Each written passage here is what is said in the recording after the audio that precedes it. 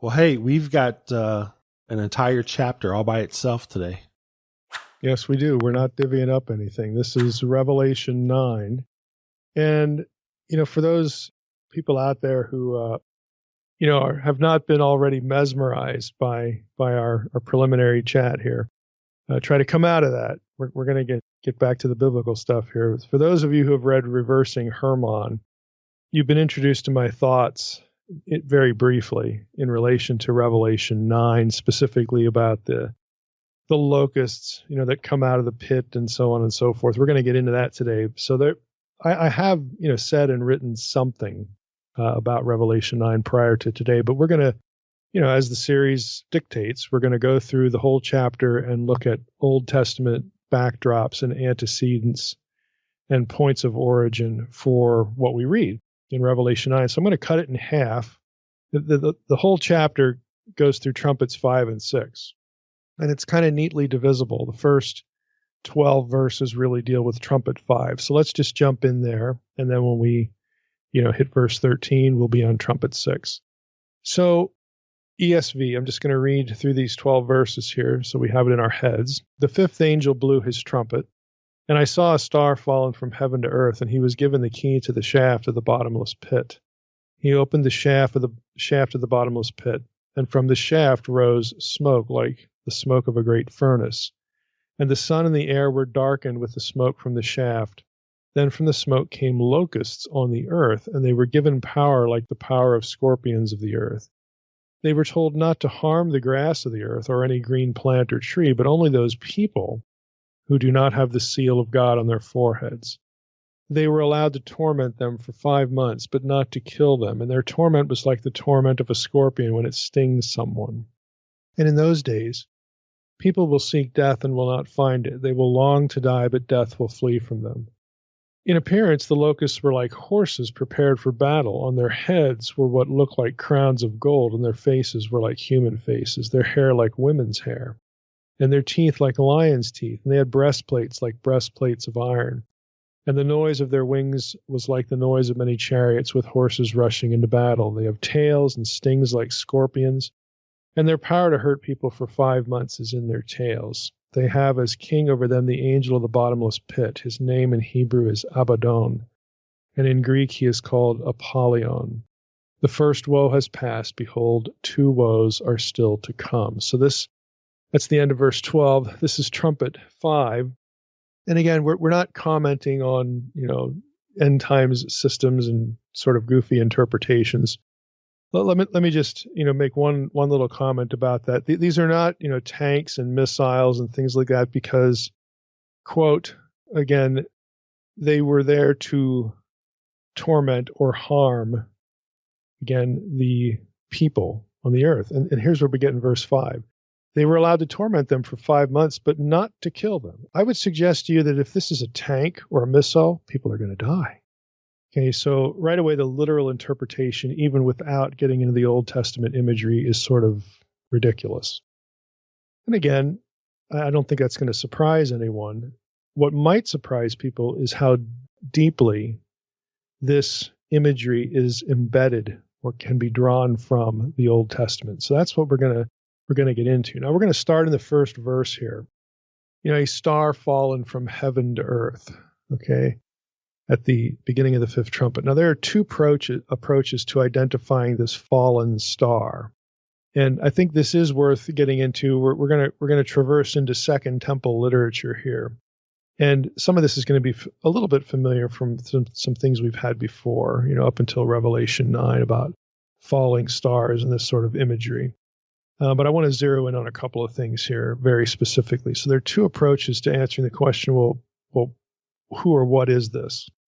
The context at least makes obvious that this is a supernatural being. Okay, that much nobody really argues about. The points of controversy, though, are as follows. There's 3 of them. First question is this being a good angel in God's service, a supernatural being loyal to God, or a fallen, evil, celestial being, perhaps even Satan himself? So that's the first question. Question number 2. Is this fallen star with, quote, the key to the shaft of the bottomless pit, unquote, the same as the angel of Revelation 20, verse 1, which says, I saw an angel coming down from heaven, holding in his hand the key to the bottomless pit and a great chain, unquote. Third question, if one opts for the fallen star being evil, is that fallen star the same being as Abaddon in Revelation 9:11, 10 verses later? So those are the three sort of fundamental questions you get from the very first verse. And I'm going to go through a couple of approaches here to this. In terms of a first approach, On, in his commentary, takes the view that the fallen star of Revelation 9:1 is an angel, but is not the angel of 9:11. So the celestial being of verse 1 is not Abaddon of verse 11. That he is an angel, On argues, is based on the parallel passage in Revelation 20, verse 1. Okay? I saw an angel coming down from heaven, holding in his hand the key to the bottomless pit and a chain. So he says, if you look at Revelation 21, it's so similar to 9:1, it's pretty obvious that this is a supernatural being and an angel.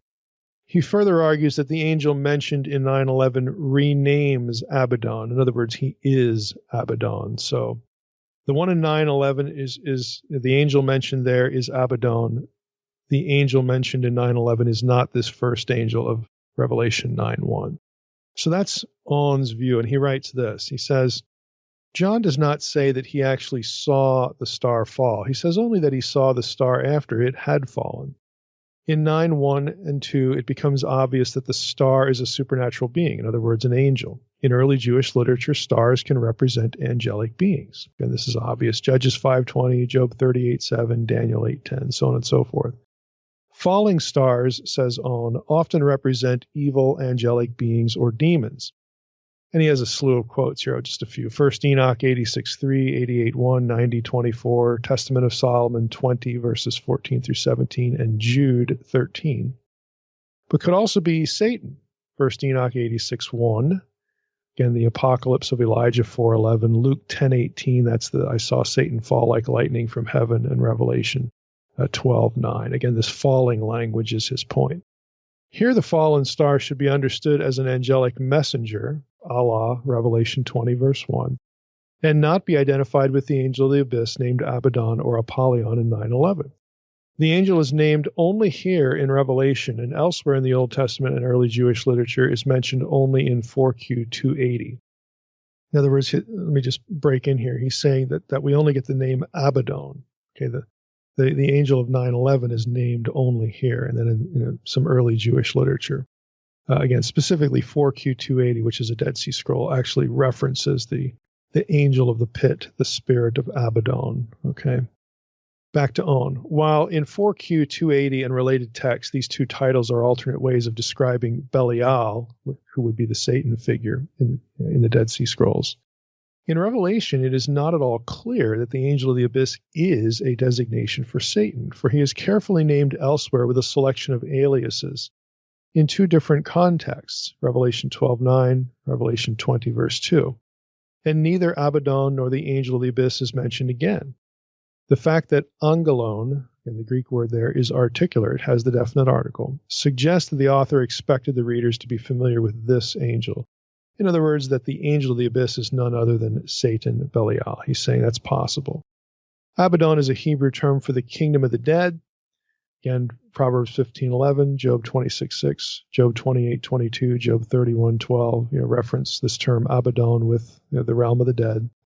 It's used as a poetic parallel to Sheol, Job 26:6, Proverbs 15:11 again, 27:20, and in the Dead Sea Scrolls, it's used as a term associated with death, Job 28:22, and the grave, Psalm 88:11, Masoretic text, it's verse 12, and so on and so forth. So he's saying, could be, Abaddon could be, Satan. We don't know, but he's saying that Abaddon is different. The angel there, the angel who is called Abaddon, is different than the one in 9:1. Now, the key sentence, in all that, to parse in Owen's thinking is, quote, here the fallen star should be understood as an angelic messenger based on Revelation 20, verse 1, and not be identified with the angel of the abyss named Abaddon.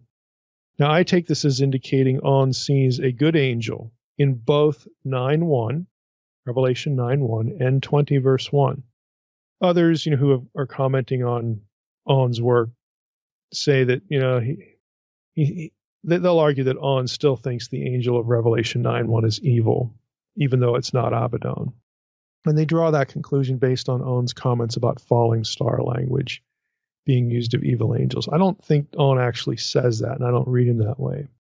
Now, here's why it matters. The advantage, interpretively, of having a good angel in both Revelation 9:1 and Revelation 20, verse 1, is consistency. There's no indication that the angel of Revelation 20, verse 1, who holds the key to the abyss, is evil. There's no indication he's evil. And after all, he's going to bind Satan. That's his mission in Revelation 20, verse 1. So if the angel of Revelation 9:1 was evil, while the one in 20, verse 1 is good, what you'd have two different angels with keys to the abyss. And that seems to make little sense to me. And we'll return to that thought in a moment. But in my reading of On here, we have a good angel in both 9:1 and 20, verse 1. That angel being the same entity. It's the same angel. Again, this is how, in this approach, this is how you could understand it. Same angel in 9:1 and 20, verse 1. In fact, they're not only both good, it's the same one. But he has two different missions. In Revelation 9:1, the angel's mission is one of release, the release of the forces under the command of Abbadon, a different figure mentioned in 9:11. And in Revelation 21, the same angel has the mission of coming back to the abyss again, and this time he binds Satan. All right? So as far as an identification, more specifically, of this angel, the one in 9:1 and the one also in 20, verse 1, the one who has the key, again, to the abyss, to the pit, the best candidate is Uriel, who is the archangel who in First Enoch was actually called the chief over Tartarus. Again, Tartarus is a reference to the abyss where the watchers are held. And you get that from First Enoch 19:1 and First Enoch 20, verse 1. Now, another option, which is weaker in my view, is this angel could be Sarakael, which is another angel in First Enoch who was, quote, over the spirits who sin in the spirit, unquote. I just don't think that's as good of a candidate because Uriel is specifically associated with the pit which is known as Tartarus. Now, Beale objects to both of these options, both of these, Uriel, Sarakael, and all this stuff, because he says First Enoch never calls either one of them a fallen star, but reserves that language for evil fallen angels. So Beale rejects the idea totally that the angel of Revelation 9:1 is a good angel. So that brings us to the second view. Okay, so if you're gonna see the angel in Revelation 9 as an evil being, that takes you in different territory, and this is where Beale is at. So Beale, in his commentary, he discusses the issue of good or bad fallen star entity in Revelation 9:1 this way. Honestly, I think he gets in his own way here, but we'll unpack why. He says, this fallen star image has been given various identifications. The main debate is whether this is a good or evil being. It could either be the archangel Uriel, who was chief over Tartarus, or the archangel Sarakael, who was over the spirits who sin in the spirit. And he references Enoch. But First Enoch never calls these figures fallen stars, either one of them. Instead, this description is reserved exclusively for fallen angels under the confinement of the archangels. The star should rather be interpreted in the same way as the star in 8:10 because of the parallel wording, a star fell from heaven, unquote. So that's Beale's short take on this. Now the question has to be asked. Let's go to Revelation 8:10. I'm going to read this to you because he uses this as part of his justification. The third angel blew his trumpet, and a great star fell from heaven, blazing like a torch, and it fell on the rivers and on the springs of water. The name of the star is Wormwood. That was where I threw in, verse 11 there too. So, he's interpreting that as an evil fallen entity. So we have to ask, though, in relation to that verse, Revelation 8:10, as to why an evil angel would fall from heaven. Like, is this his fall from grace? Like, what does the fall language actually mean? And why would he do it when another angel blows the trumpet? Because it sounds like if this fallen star, this wormwood, is a celestial being, okay, not an asteroid or something. If this is a celestial being, why is he apparently obeying the trumpet call of another angel if he's evil?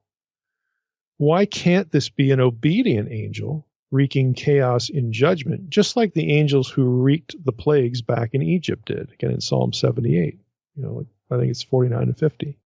If there's truly a parallel with the Exodus material, which there kind of obviously is, then why can't the parallel encompass this point? In other words, why can't the parallel also encompass the character, the nature of the angel? I mean, back in Egypt, a whole company of angels, according to Psalm 78, were mediating the plagues.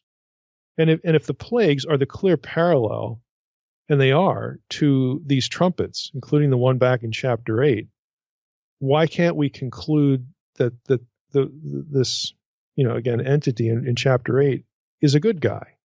And Beale's answer is going to be, well, he's referred to as fallen.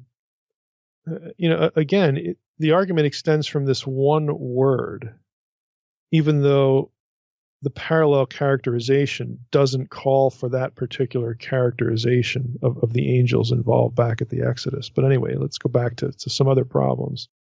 Again, if the angel of 9:1, Revelation 9:1, is evil because of the fallen language, well, is the angel of Revelation 20, verse 1 also evil?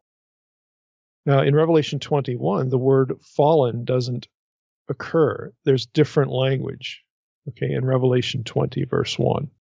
So the specific word fallen is absent, but yet they both have, the keys to the abyss. So if they're two different angels, in other words, the one in Revelation 21, if Beale says, well, that's a good guy because John doesn't use the word fallen there, then again, now we wind up with a situation where we have two angels, both with the key to the pit.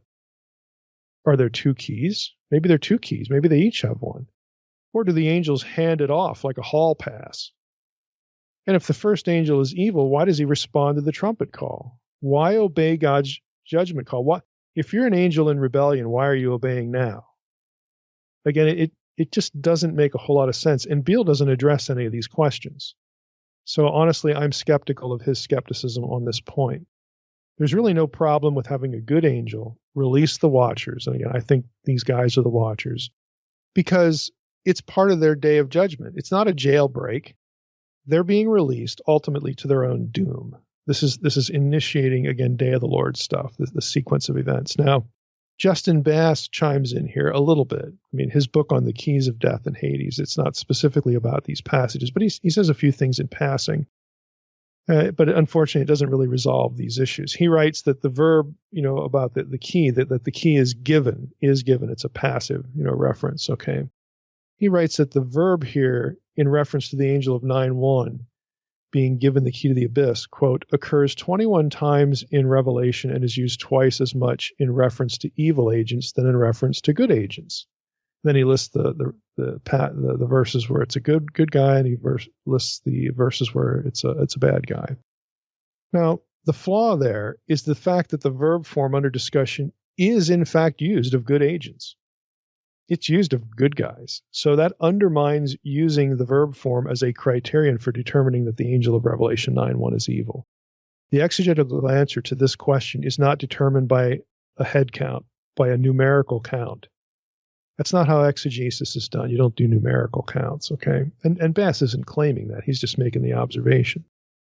There's also another logical flaw to having the angel of Revelation 9:1 as an evil being, one revealed by understanding what the abyss is. And we'll get to this other logical flaw in a moment, but let's talk about the abyss now.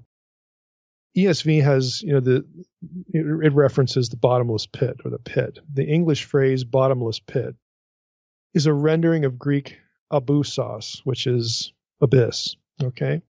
Revelation 20, verses 1 through 3, have the same term as being the place where Satan dwells, and so it can be understood as a partial synonym for Hades, at least a partial synonym. It's hard to know how much it overlaps, but it overlaps some at least. So it's a partial synonym for Hades. That is the place, not the personified being that we talked about weeks ago when we were on the keys passage. And so it can be understood as a partial synonym also for the realm of the dead. Now, a quote here, again, from On in Revelation, his Revelation commentary. He writes, in Revelation, the beast ascends from the abyss, Revelation 11:7, 17:8. And it is also the abode of Satan, Revelation 20, verses 1 through 3. of the angel of the abyss, Abbadon or Apollyon, Revelation 9:11, and also of demons, Revelation 9:1 through 10. So again, this clearly, again, the abyss thing sounds like it's the realm of the dead and where Satan lives and all that kind of stuff. Now that there's a reason why I say partial. We'll get to that right now. In 1 Enoch 10:12 to 13, the abyss, the abusos, it's the same term in the Greek text here of Enoch. This is the place where the offending watchers, or the sons of God of Genesis 6:1 through 4, are imprisoned, quote, for 70 generations, unquote.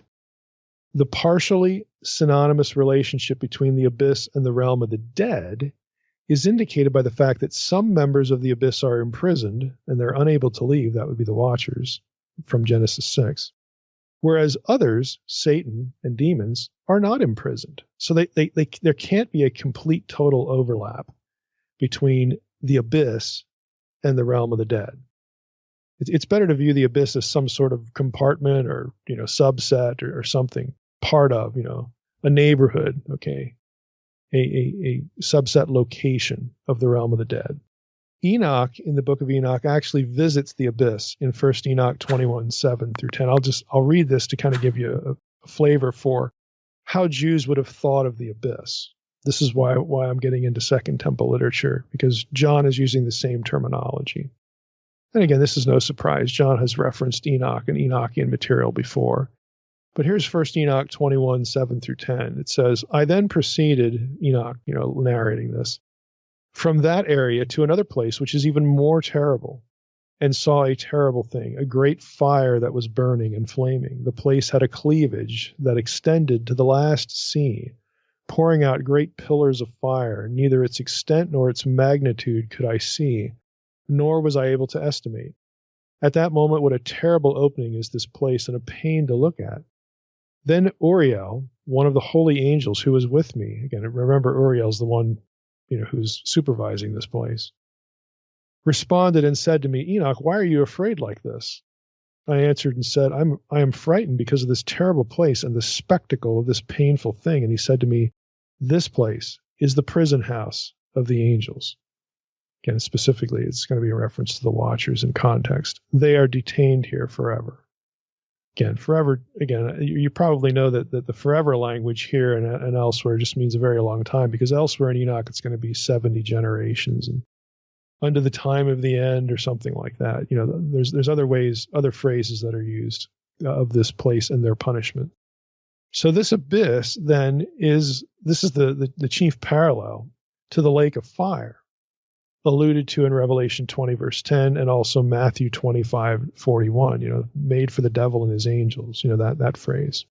This is the place of the final judgment, ultimately, of both human unbelievers and, again, the devil and his angels. Now, this overlap points to this other point of incongruence with Beale's notion that the angel of Revelation 9:1 is evil. Now, here's the point. If Jesus, think back to our earlier episode, when we talked about Revelation 1:18 and Revelation, let me just look up the phrase death and Hades. So it's in one of these episodes. It's the episode on Revelation 1:18. Revelation 1:18 is where we get the reference to death and Hades. And we discussed that verse in relationship to, let's look up the word keys, because there was two of them in Revelation. And also Revelation 3, verse 7. So the episodes where we talk about the keys of death and Hades, and in Revelation 3, it's the key of David. I believe it is the episode on Revelation 3, because we deferred talking about the keys of death and Hades till we got to the second key reference. But you'll recall from that episode, when we talked about the keys of death and Hades, Jesus took them. He took the keys of death and Hades from, if you remember the discussion, from those personified entities, okay, death and Hades. Hades wasn't just the place in that discussion in these passages. These places have a personification of an evil supernatural being called death, okay, and Hades. And Jesus takes the keys from them. In other words, he is now the master of life and death. because of, he descends there. This is one of the things he does. And of course, he rises from the dead. So if that's the case, it makes zero sense for Jesus to hand the key back to an evil agent in Revelation 9:1 or anywhere else. So again, this is why I am simply not persuaded of Beale's position, regardless of the fallen language. Again, he's too focused on this one verb, or not verb, but this one adjective, and he's not considering the wider context, especially, the keys of death and Hades and who holds them. It just makes no sense. It makes no sense at all. Because not only would you have Jesus giving the keys back, like why would he do that? It destroys the imagery and the theology of what that means. But you also now have either a situation where you've got two evil angels, they each have keys, or there's a good one and a bad one, they each have keys, or they pass the keys from one to. It just doesn't make any sense. It's far better, again, to just have one good angel in Revelation 9:1, Revelation 21, who has the single key. Again, if the angel is loyal to God and loyal to the risen Christ, again, then you could see it makes sense to have that, you hand that key to the angel and say, go unlock, the abyss, or go do this and that. It doesn't make any sense if you're handing it over to a rebel. Zero. A few other items. The abyss is also an Old Testament metaphor for chaos. We should mention this because, again, this is good Old Testament imagery. Owen writes, the term abusos means without depth. That's where we get bottomless or fathomless. And it was used to refer to the infinite void or a subterranean region beneath the earth, in accordance with, again, the three-tiered, view of the universe. The term abusos occurs 7 times in Revelation. 5 of these occur in 2 passages in which the 3-level cosmology of Revelation is implied. Specifically, Revelation 9:1 through 11 is one, and also Revelation 20, verses 1 through 3. Now, Beale and McDonough, in the commentary on the Old Testament, the New Testament use of the Old Testament, they add this. The abyss in the Septuagint is always related to water, whether it be the chaotic waters, the primeval deep of the creation account. And, obvious reference is Genesis 1:2, but you get Psalm 104, verse 6 in the English. The waters of the sea, again, is another way it's described, Isaiah 63:13, or the waters below the earth, Ezekiel 31:15. Because all of these could be symbolically associated with evil forces. Remember, the sea and waters, these are chaos metaphors in the Old Testament. Since all these could be symbolically associated with evil forces, however, by New Testament times, the abyss was spoken of more broadly as a place of punishment and or confinement for wicked spirits. Again, and we have all these passages in Enoch and Revelation that we've already quoted. He adds here Jubilees 5:6 through 14, 2 Peter 2:4. Again, that's the reference to Tartarus. 4th Ezra 7:36, and so on. So Beale and McDonough say this is clearly what's in view here. So now what this means is that, again, we're dealing with, it's a 3-tiered cosmology, again, which doesn't conform to a scientific worldview. We talked about this many times before. It also deals with the afterlife and the supernatural world, because this is where spiritual beings live. Okay? Either the dead, disembodied dead, or demons, or Satan, or Abbadon, or these are celestial beings. These are by nature disembodied beings, all of them. So we're not in the physical world anymore. So the 3-tiered cosmology isn't like, well, if you dug a hole enough deeply into the earth, you could find this place. That's false. It doesn't have latitude and longitude. Okay, so that's not what is going on here, and that's why, since it's actually these are all, again, metaphors for the part of the spiritual world where evil exists and is confined, and ultimately the unbelieving dead, or just that sort of thing. That's sort of those lines of thought. That's why it can be referred to as watery and also fiery. Okay, because both of those things, especially the water, these are chaos symbols. They are symbols of judgment and death, and something frightening that can harm you, and so on and so forth. This is why you get this seemingly, physically, these things don't pair, water and fire. But it doesn't matter, because we're not talking about a place with latitude and longitude. So I think it's important, again, to to bring that out, and I think Beale and McDonough have a nice little paragraph there to summarize that. Now let's get into verse 3, really verses 3 through 10. Who or what is released? Now, I've already hinted that I think this is the release of the Watchers in prison. Those sons of God from Genesis 6, known as Watchers in Second Temple literature, from before the flood. Okay, and I'm not alone here. This is not just Mike. I mean, there are a number of people who this is the view they take. Owen writes, or not Owen, but Stephen Thompson. This is an article, The End of Satan. This is from Andrews University Seminary Studies. It's a 1999 publication.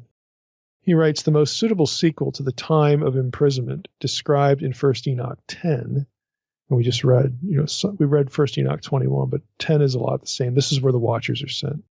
So the most suitable sequel to the time of imprisonment described in 1 Enoch 10 can be found in Revelation 9, where the key to the abyss is given to a fallen star or to the fifth trumpet-blowing angel. He has a question mark there, so it's an ambiguity in his mind. Who uses it? Again, this fallen star uses it to open the shaft to the abyss and facilitate the release of imprisoned demonic forces who emerge to terrorize earth dwellers. That's the end of the quote. And again, frankly, the point is that this is the only group. It's the group from Genesis 6, i.e. the Watchers. This is the only group of evil supernatural beings, fallen, sinful supernatural beings, so whatever term you want to use, who are imprisoned in all of in Second Temple Jewish literature. So the fact that they're releasing some from the same place in Revelation 9 really sort of narrows the possibilities as to who these could be. There's clearly a textual relationship, again, between Revelation 9 and Enochian material, Second Temple Jewish material that has the original offending Watchers imprisoned in the pit to await final judgment. Again, this is in Enoch in a number of places. Chapter 10, chapter 18, chapter 19, chapter 21, chapter 54, 88, Jubilees 5, again, 2 Peter 2, as we read a few moments ago.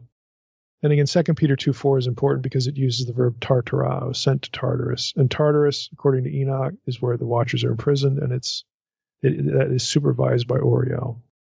So the abyss is also home, again, to these guys, but also home to their disembodied offspring, the demons, disembodied giants, again, who were killed. And again, this is familiar territory. If you've read Unseen Realm of the Demons book, the main source here is Archie Wright.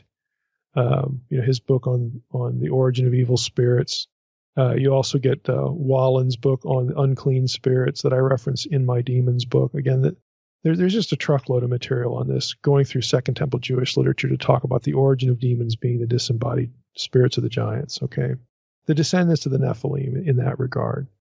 You get the Rephaim show up in Sheol in Isaiah 14:9. You've got a reference in Luke 8:31, which is kind of interesting. Let's go to Luke 8:31 real quickly. This is the Legion episode, and the demons who come out, cast out by Jesus. In verse 31, they begged him, Jesus, not to command them to depart into the abyss. Now, it wouldn't make any sense if they begged him not to depart to where they live, but specifically, it's the abyss. Okay, this is the prison. It's not bad if you get sent home. It's real bad if you get sent to the prison, because then you can't get out. So again, there's a reference. Again, this is very consistent. The New Testament is part of the Second Temple environment. We all know this, but the literature is actually very consistent. This whole subject, by the way, where do demons come from? Where the imprisonment of the Watchers. This is one of the very few subjects in Second Temple Jewish literature where basically all the texts agree. That is really unusual, but this is one where you've got overwhelming agreement on this issue. So again, you've got the Watchers in here. Again, you've got demons in the realm of the dead, but specifically in the abyss. Again, the prison. Again, that's a very specific group. It's the offending Watchers. But Satan and these other dudes, these other rebels, are in the realm of the dead. Okay, but the abyss is a special compartment in hell, as it were. Again, it's a prison. So on to the way they're characterized. As I wrote in Reversing Hermon, the bizarre description of the beings released from the abyss as locusts, it's verse 3, that were, quote, like horses prepared for battle. On their heads were what looked like crowns of gold. Their faces were like human faces, the hair like women's hair, and their teeth like lions' teeth, verses 7 and 8. That description does not undermine their identification as the fallen watchers, because hybridized theriomorphic, that's an academic term that means animal-shaped or animal-like descriptions applied to demonic spirits are common in ancient Jewish and classical literature. Again, this is just a way that supernatural evil spirits are described to try to convey their voraciousness, their violence, their ugliness, their freakishness. Okay, all these things. This is how writers would describe features and facets, character portraits. This is a profile. These are contributing elements to a profile of the nature of these beings, and so they use animal imagery. Okay, this is not uncommon.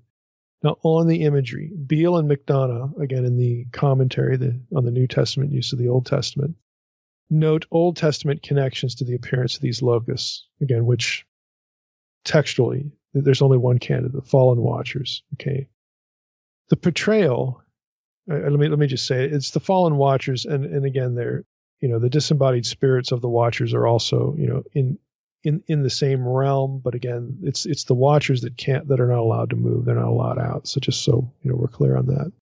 They write, the portrayal in Revelation 9, 7 and 9 is based on Joel 1 and 2, which describes a plague of locusts devastating Israel's land. And the cross-reference there is Jeremiah 51:27. The locust judgment in Joel 2 is introduced and concluded with the phrase, get this, sound the trumpet. That's Joel 2:1 and Joel 2:15. Is that ringing a bell? This judgment in Joel is modeled on the plague of locusts in Exodus 10. Jewish tradition held that in Sheol and in Abbadon were the, quote, angels of destruction, who were in authority over thousands of scorpions. Again, that's Jewish tradition, rabbinic stuff. Now we're getting into Ginsburg, the legends of the Jews. This is Beale and McDonough's source. So this is rabbinic talk here. This is not Second Temple. It's not Old Testament. Ginsburg notes that the sting of the scorpions of the that were supposedly thought to be in rabbinic tradition. Okay, in this place, the sting of the scorpions was lethal. However, some of the stings don't kill, but only torment the inhabitants of hell. And if you have Ginsburg Legends of the Jews, it's volume 1, pages 11 through 16, and volume 2, page 312. Now, in his commentary, Beale's own commentary, not with McDonough, but Beale's own commentary, he adds another thought he says, the Testament of Solomon 2, verses 2 through 4, speaks of demons who have wings and fly and resemble human-like lions. So there you get the lion teeth element. Now, all of that hardly captures. It barely captures the Old Testament antecedents. I'm going to read a long excerpt from Beale's commentary, and even this is partial. I just want to give you a flavor of how much Old Testament backdrop imagery there is to the description of the released watchers. Again, these released supernatural prisoners that exist. I mean, there's just a lot. There's a truckload of stuff. And I'm doing this, again, to telegraph the point that I've already did at the beginning. We're not talking about helicopters and surface-to-air missiles and laser. We're not talking about any of that. All of this stuff comes from the Old Testament somewhere. And even Joel 1 and 2, the locust, the sound of the trumpet. Okay, and how much more explicit could it be? Okay, but here we go. Beale writes, in exercising this power, the locusts execute judgment, as has already been intimated by their association with smoke. Could Isaiah 14:29-31 also stand in the background? This is the flying serpents, okay? Since it strikingly portrays an enemy who will oppress and demoralize unbelieving Philistia as a flying serpent associated with smoke. The harmful nature of the judgment of Revelation 9:3 is also expressed by the description of the beings here as locusts going out, quote, into the earth.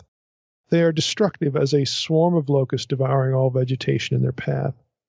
The wording of this expression is based on Exodus 10:12, quote, let the locusts come up on the land and the earth, unquote, which introduces the locust plague against Egypt. Therefore, the fifth trumpet is partly modeled literarily and thematically on the Exodus plagues, as were the preceding trumpets. The locusts in Exodus 10:15 destroyed the land, devoured the vegetation, all the fruit of the trees. There was no green thing left on the trees, unquote. But here the locusts are commissioned not to harm the grass of the earth or any green thing or tree. They are to harm only unbelievers, quote, those who do not have the seal of God on their foreheads, unquote, but have the mark of the beast on the forehead. It's Revelation 13:16 and 17. Deuteronomy 28 also predicts that, quote, in the latter days, unquote, Israel will suffer the plagues of Egypt, including the plague of locusts, because of idolatry. Detailed description is now given of the locusts. The use of likeness, hamoioma, and the repeated like, hamoios, in verses 7 to 10, expresses the inability of John to describe precisely what he has seen. He just says they're like this or that. The vision sparks in his mind similar scenes from the Old Testament as the following verses reveal, and his approximate portrayal of what he has seen is based on his understanding of how the vision relates to the Old Testament prophetic tradition. The portrayal in verses 7 through 9 is based, again, on Joel 1 and 2, which describes the plague of locusts devastating Israel's land. Whether the description there is literal or figurative for an invading army is not crucial for the present purposes. Just as here a trumpet has signaled the coming of the locusts, Revelation 9:1, so also in Joel 2 the locust judgment is introduced and concluded with the sound of the trumpet. This judgment in Joel is itself modeled on the plague of locusts in Exodus 10. There are clear allusions in Joel 1 and 2 and 2:2, and if you compare, you can compare those to Exodus 10:16 and 14. Joel 1:3, compare Exodus 10:2. Joel 2:9, compare Exodus 10:6. Joel 2:27, compare Exodus 10:2, 8:18, and 22. It is natural, therefore, that John uses Joel to supplement the description from Exodus already alluded to in verses 3 and 5. The locusts are said to be, quote, like horses prepared for battle, unquote. It is hard to know if horses are only one metaphor for the locusts followed by others, or whether all the pictures in verses 7 to 10 are part of a larger horse metaphor. But this ambiguity does not affect the overall meaning. The locusts, or horses, have faces like human faces. Similarly, Joel 2, 4 through 7 describes the locusts there as like the appearance of horses, and like war horses, so they run, like a mighty people arranged for battle, like mighty men, like soldiers. Iron breastplates, quote unquote, is a general description of a part of the armor of a soldier or a battle horse. Job 39:19 and 20. Nahum 3:17 likens the scaled armor of Assyrian soldiers to the scaled thoraxes of locusts. This may allude partly to Job 39:19 through 25, which describes a war horse going forth only at the trumpet sound, clothed in terror and in perfect armor. So now we have, again, Job 39. This is me breaking in here. We have Job 39 using the trumpet language and the armor language, the war horse. And who leaps? This is also Job 39:19 through 25. These horses that are armored and go forth of the trumpet leap like locusts, unquote. The sound of that is the locust wings, as the sound of chariots of many horses running into battle, alludes to Joel 2, 4 through 5. Their appearance is like the appearance of horses, war horses, and so they run like the sound of chariots. They leap on the tops of mountains, arranged for battle. Included likewise are echoes of Jeremiah 51:14 and 27, quote, I will fill you with people like locusts, and they will cry out. The Targum actually reads here, Beale says, troops of nations who are as many as the locusts, and they will fill up their voice, unquote. The Jeremiah 51 passage also uses the phrase, bring up the horses like bristly locusts. And this allusion is confirmed in that one, Jeremiah 51:27 is introduced by, again, here we have a third reference, the sound of the trumpet among the nations, unquote. So we've got three references that associate locusts and trumpets from the Old Testament. That's me breaking in here. Back to Beale. He says, in the same way that a trumpet has signaled the coming of locusts here in Revelation, you get these Old Testament passages doing it. Secondly, the second trumpet, back in Revelation 8, 8, and 9, has already alluded to the burned-out mountain cast into the sea from Jeremiah 51:25 and 63 and 64. So that we have a continuation of the earlier allusion. Let me just stop there. Beale's saying, look, the earlier trumpets used Jeremiah 51, and this trumpet, number 5, is using Jeremiah 51 as well. for the locust stuff. Back to Beale. The third observation he makes is the Septuagint of Jeremiah 51:27 and 28:27 in the Septuagint as well is closer to Revelation than the Hebrew is. Quote, bring up horses against her as a multitude of locusts, unquote. The allusion reinforces the idea that the trumpet woes are directed to a significant degree against idolatrous persecutors outside the church, since Jeremiah 51:14 and 27 is an announcement of coming vindication for Israel against idolatrous Babylon. Okay, catch that. The context of Jeremiah 51 is Babylon, who has wrongfully come against Israel and its temple. That's Jeremiah 51:11. Now, I'm gonna just stop there. Again, this is a fraction. It's a fraction of what Beale has here. It's probably over half, but still. Why go through all of this data? Okay, it might feel a little mind-numbing. Well, here's why. If you're going to read this passage like it's black helicopters, you might as well just throw out the Old Testament that John is using. Just throw it out. Let's move to Revelation 9:13 through 21, and this is trumpet number 6. Okay, in the time we have left for today. So I'm going to go to Revelation 9 and read.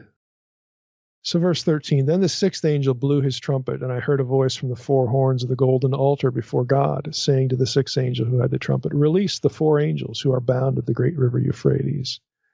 So the four angels who had been prepared for the hour, the day, the month, the year, were released to kill a third of mankind. The number of mounted troops was twice 10,000 times 10,000. I heard their number. And this is how I saw the horses in my vision, and those who rode them. They wore breastplates, the color of fire and sapphire and of sulfur, and the heads of the horses were like lions' heads, and fire and smoke and sulfur came out of their mouths.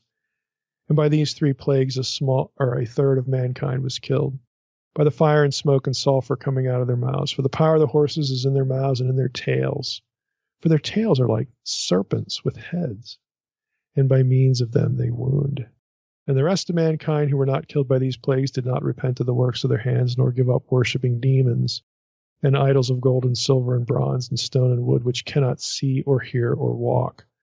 Nor did they repent of their murders or their sorceries or their sexual immorality or their thefts. Basically, they stayed unbelievers. They stayed hostile to the Lord. So some of this language has already been dealt with in the first part of the Trumpet 5 with the description of, again, the hordes that are released.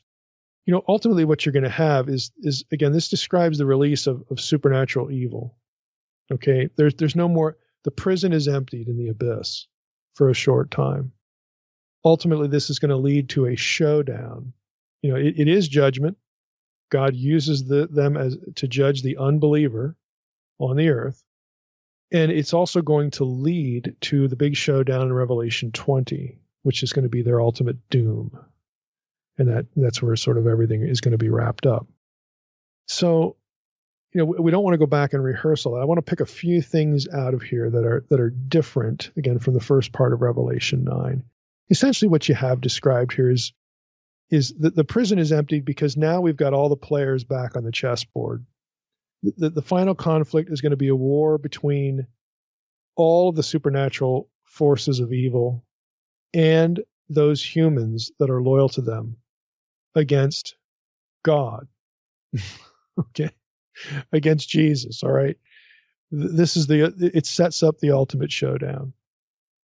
It's both it's spiritual warfare in its ultimate, and also the target is earth, because they're going to surround Jerusalem and all this sort of stuff. So it's the old wars of gods and men, kind of thing going on here. And this is, again, preparatory. So the prisons are emptied. Everybody goes back on the chessboard, and now we're gonna end it. Okay, we're gonna have this one final showdown. So let's just pick a few things out here of interest in the rest of the way. 9:13, verse 13, the golden altar. Revelation 9:13 mentions this altar, which is an object already encountered in the book elsewhere. I believe, has a quote here. The term thusiasterion, which is the term translated, altar, occurs 8 times in Revelation, 4 of which refer to the heavenly counterpart of the earthly incense altar. and 4 to the heavenly counterpart of the altar of burnt offerings, to be either one. Since it is explicitly said that the golden altar is before God, quote unquote, the voice from the 4 horns of the altar cannot be the voice of God. In Revelation 8, 3 and 5, an angel functioning as a heavenly priest was depicted as standing by the golden altar, and it is possible that this unidentified voice could be his. So that's the end of his quote. So you have a portion, again, of Revelation 9:13 hearkening back, again, to some of these things. But the altar, again, is new, but again, even that, we've seen before with some of the heavenly furnishing and all that stuff, because again, it's the throne room of God, it's temple, and all this stuff in the heavenly temple, so on and so forth. So that's again the backdrop for that. Again, earlier back in Revelation 8, we talked about this. Revelation 6, we also hit the altar, so you can go back and look at those episodes for more. Now, Beale and McDonough comment about the rivers. We should say something about the rivers. That the 4 presumably wicked angels are held back at the great river Euphrates evokes the Old Testament prophecy of a northern enemy beyond the Euphrates from whom God would bring to judge sinful Israel. There's a lot of reference to this. I'm just breaking in now. This is the foe from the north idea that I say something about an unseen realm. So you have Isaiah 7:20, Isaiah 8:7 and 8, Isaiah 14:29 to 31, you have Jeremiah 1:14-15, Jeremiah 4:6 through 13, 6:1 and verse 22. I mean, there's just a whole, so Ezekiel 38:6, 38:15, 39:2, Joel 2:1 through 11 is part of the enemy from the north. And it's not just the geographical north, if you recall. If you've read Unseen Realm, it's the cosmic north. Okay, Zaphon. Okay, this was the domain of Baal. This is where Baal and his council was. This is language. The Zaphon language of the Old Testament relates not just to human warriors coming down from the Fertile Crescent, okay, to wreak havoc, in real time, all these invading armies that Israel had to put up with. But it's also the idea that there are cosmic powers to the north. You think of where Ugarit is, and you get the image in Baal's mountain.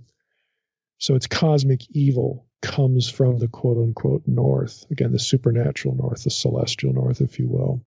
So this is what's in view here. Back to Beale and McDonough. They also write, in both cases, okay, this north, in either scenario, the invaders, again, were characterized as a terrifying army on horses and chariots arising from the north. Isaiah 5, Jeremiah 4, Jeremiah 6, Jeremiah 50, Ezekiel 26, 38, 39, so on and so forth.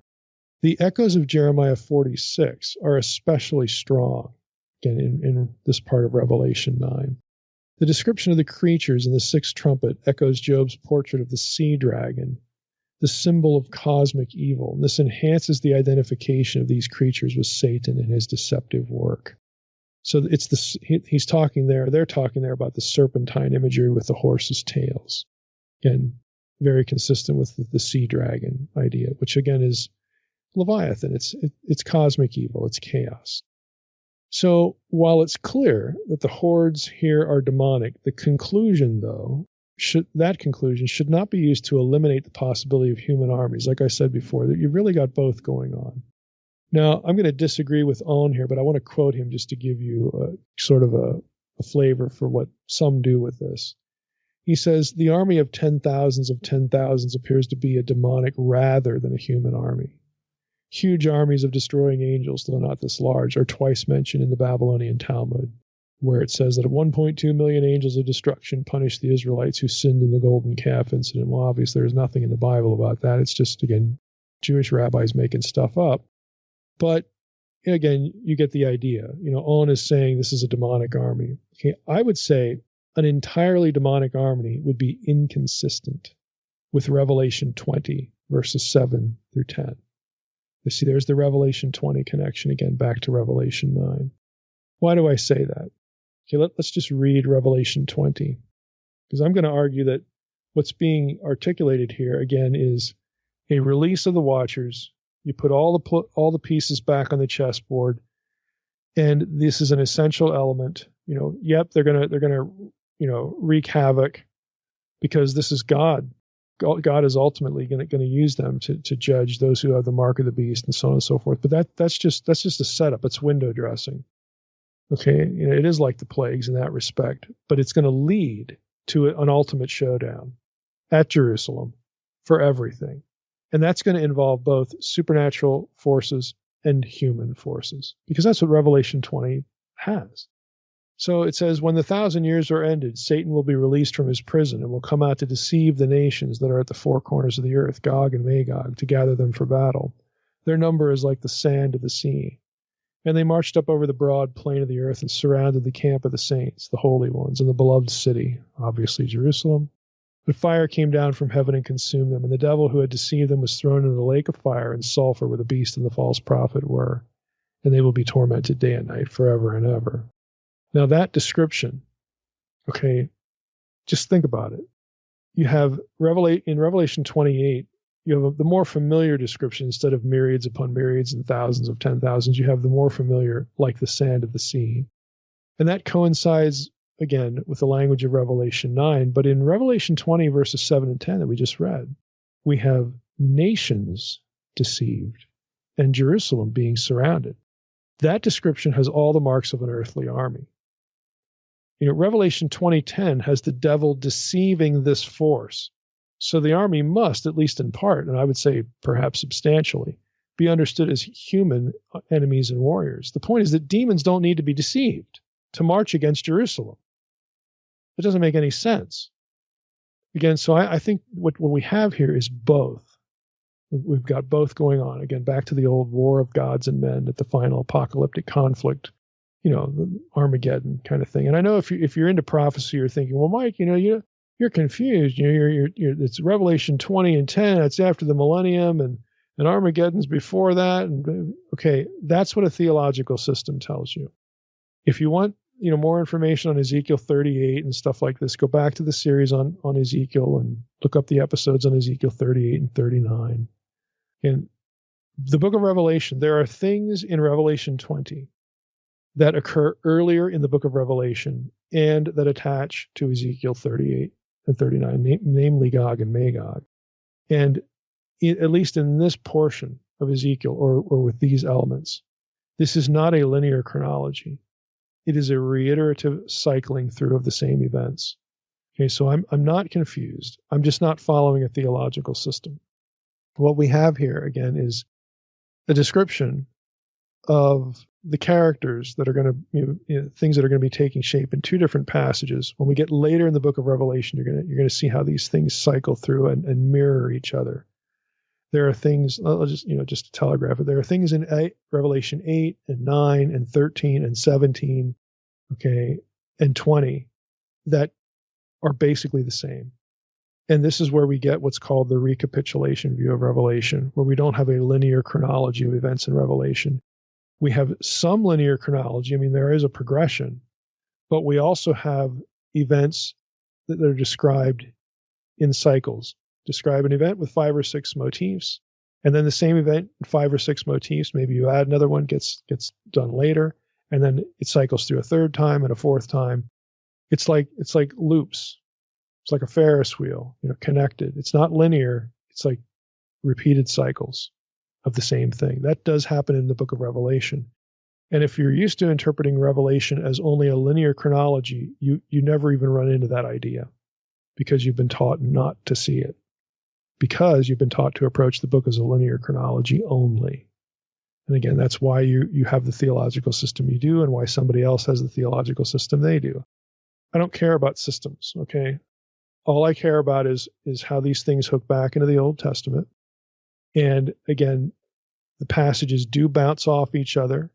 And ultimately, again, as we have the greatest amount of clarity, or I shouldn't say the greatest, but we have a much greater amount of clarity if we take Armageddon not as a conflict over Megiddo, sometime during the quote-unquote Great Tribulation, maybe or maybe not Armageddon. Okay, throw all that out. If you understand, Armageddon as a war for Jerusalem, because it's the Hebrew tongue, Har Magedon, Har Mored, the Mount of Assembly, the place, where God dwells and where God's counsel is. I mean, this is Zion. This is Zion theology from the Old Testament, back and forth, and 3 times over. If you understand it that way, then you can see how some of these things repeat. And it doesn't really matter if we understand all the repetitions. What matters is all of this is building to the climax for Zion. It's a war between supernatural forces and human forces for God's holy city, for Zion, for Jerusalem. That is what the book leads to, this conflict. So again, you can clean up a lot of the clutter, again, that systems develop and all this presumed precision of events and linear chronology. Most of that just doesn't work. If you're looking back at the Old Testament, because these passages that recycle hook into the same Old Testament passages. Again, that's another clue that John is using. In this case, what does he use? He uses Joel 1 and 2. He uses Jeremiah 51, Jeremiah 56, a couple of other things in smaller ways, but he's going to use these passages again elsewhere, and he's already used them in some places. Exodus imagery, we'll see some more of that. John is using a fairly small set of Old Testament passages, and he keeps dipping into them to describe the same series of events. That's what he's doing here. That's why you see him dipping into the same passages. He's not dipping into them to say something different. And if it's a linear chronology, why would he keep going back to the stuff he's already alluded to? So again, I don't want to drift into system analysis here and all that, but I know there's going to be some in the audience that just think, when I'm talking about Revelation 20 and I hook that into Armageddon, that I'm hopelessly confused. No, actually I'm not. I'm just not following a system. So I just wanted to add that. So we're going to end here. There's more that we could say, but this brings us really in Old Testament terms to the end of Revelation 9. So next time we're going to hit Revelation 10. Again, we are through 6 trumpets now. There's 1 to go, but there's obviously other things that are going to pop up here in the book, and we're going to just keep doing the same thing. What John's doing has deep Old Testament antecedents, and so what are they, and what might they indicate? Again, in this case, it's demonic imagery. It's imagery that he and other writers used for supernatural evil beings. But it doesn't exclude. In fact, I would say in some respects, it certainly would include human armies as well. And if you think back to the Deuteronomy 32 worldview, this is the way things work. The human enemies of God, the human empires against God's people, are being controlled and manipulated. They are under dominion. They are under judgment. They are being held, again, captive, enslaved by supernatural, quote-unquote, princes, to use Daniel's language in Daniel 10. But that language is drawn from Deuteronomy 32, the judgment at Babel. If you've read Unseen Realm, this is all familiar to you. If you haven't, you need to go read the book just to get up to speed here. But with that, we're going to end here and on to Revelation 10.